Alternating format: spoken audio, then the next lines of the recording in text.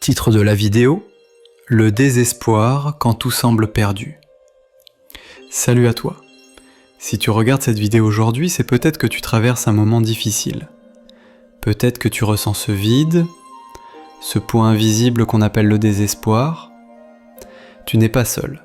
Et aujourd'hui, on va parler de ça.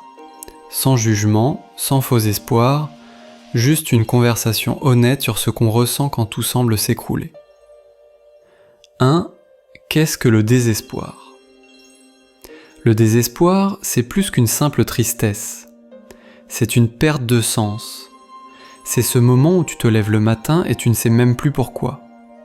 C'est cette impression que rien ne changera, que quoi que tu fasses, tu resteras au fond du trou.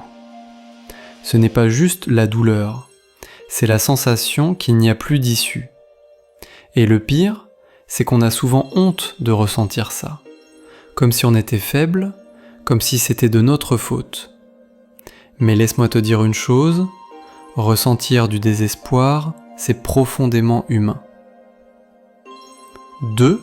D'où vient-il ? Le désespoir peut venir de partout. Une rupture, une perte, un rêve brisé, une fatigue mentale qui s'accumule. Parfois, il vient sans raison apparente. Comme une tempête qui te tombe dessus alors que le ciel semblait clair. Il peut aussi venir du monde dans lequel on vit. Un monde rapide, exigeant, parfois inhumain. Où tu dois sourire même quand tu tombes. Où tu dois être productif même quand tu n'as plus la force de respirer.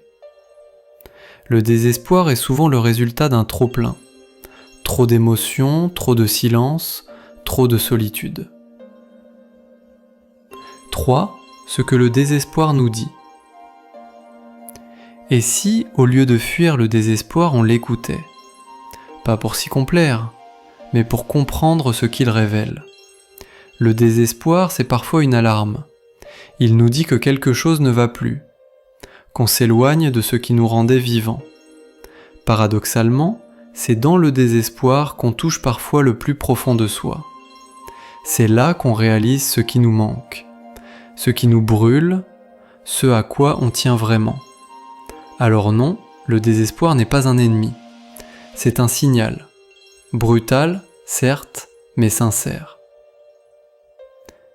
4. Comment on s'en sort ? Il n'y a pas de formule magique.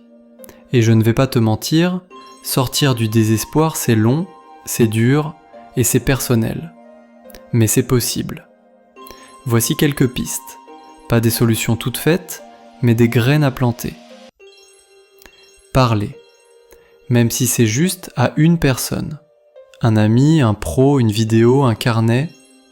Exprimer, c'est parler. Même si c'est juste à une personne.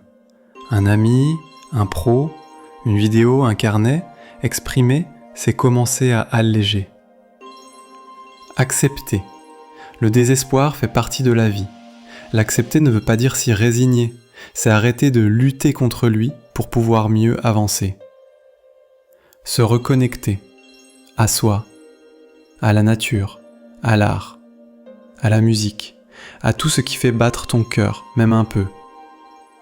Faire un minuscule pas, se lever, prendre une douche, écrire 3 mots.